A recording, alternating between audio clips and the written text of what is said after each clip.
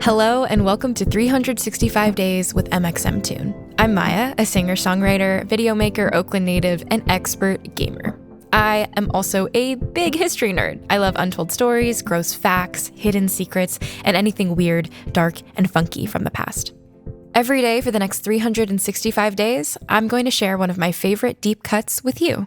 Each show is going to consist of 3 historical elements: this day in history, this day in music history, and this day in Maia's life. I hope you love the past. Let's dig in.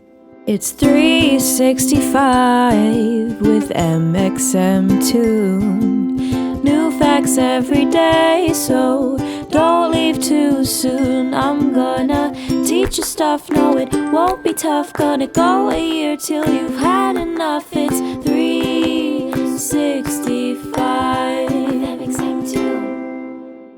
Today we're going to talk about the time the entire British Empire, the US colonies included, skipped 11 days into the future, which happened on this date exactly 268 years ago.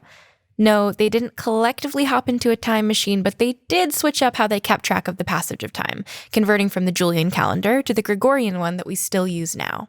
What's the Julian calendar, you ask? Well, let's back up even more for a minute. All the way back to the Roman Empire's heyday in 46 BC, Julian Caesar, the et tu Brute guy, implemented the Julian calendar, which consisted of 3 365-day years split into 12 months, and 1 leap year with 366 days.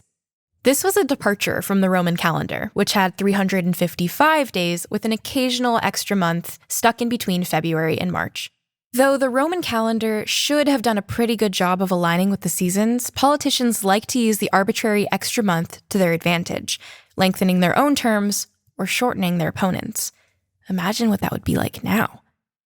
The Julian calendar removed that possibility for corruption, and thanks to input from Greek mathematicians and astrologers, it also aligned a little more closely to the lunar cycles, but it wasn't quite perfect. And in 1582, Pope Gregory XIII introduced the Gregorian calendar, whose extra leap day was spaced out to make each year exactly 365.2425 days long, the closest approximation yet to the Earth's revolution around the sun. The calendar also jumped ahead 10 days from the Julian calendar, so it would line up better with the equinoxes, since the old calendar's imperfections caused a small drift. A fun fact about the Gregorian calendar is that it was specifically designed to fix Easter, which kept drifting further from the spring equinox. Pope Gregory XIII was a pope, after all. It took some time for countries to start adapting to the Gregorian calendar, in part because Protestant countries believed that the new calendar was some kind of Catholic conspiracy. Catholic countries like Spain and France quickly adapted, but others, like Germany, were slow to warm up to the idea. Though, since this was before long-distance calls and the internet, it didn't totally matter that some people were operating a full 10 to 11 days ahead of everyone else. Great Britain and the rest of the British Empire didn't get around to the new calendar until 1752, almost 200 years after it was first introduced. And let me tell you, people did not take the whole suddenly losing a week-and-a-half thing well. Considering how much everybody still freaks out when Instagram doesn't update, that checks out. Allegedly, the change sparked protests and riots all over Britain, with people demanding that the government give us our 11 days.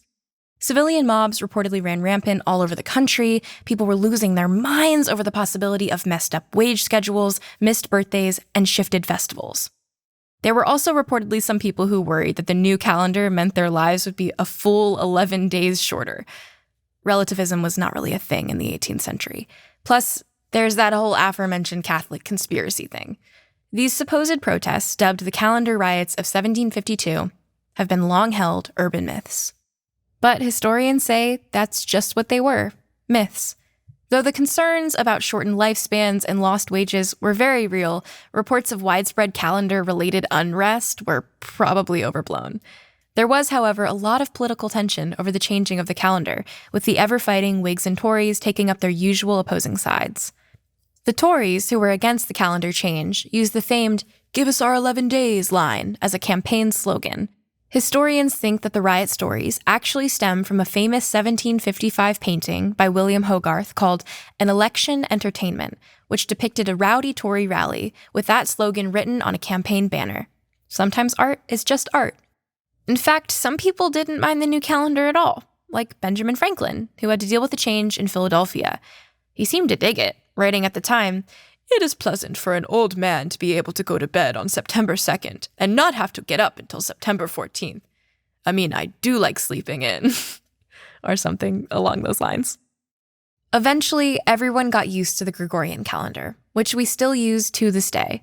Though since the calendar is still slightly off from the solar year by about 26 seconds, in fact, it's possible we'll get a new calendar in the next few hundred years. And I can't wait. And now for today's music fact. On September 14th, 1981, a band called Little Boy Blue and the Cockroaches was set to play a small show at Sir Morgan's Cove Club, a 300-person venue in Worcester, Massachusetts. Except Little Boy Blue and the Cockroaches was actually the Rolling Stones, who were hoping to do a small, secret warm-up show. A local radio station blew up their spot, announcing on air that the Stones were in town. In the end, of course, the venue was mobbed, with 4,000 fans trying to get in to see Mick Jagger. So much for the secret. And now we move on to looking at my own life. So I'm going to dig into my photo archives and see what I was up to on September 14th in my life. So I just looked inside of my own photo library, and it looks like on September 14th, I had my very first studio session that I had ever done, and it was to record the demo version of Prom Dress. So it was the first time I ever stepped into a studio to work with a producer and a sound engineer.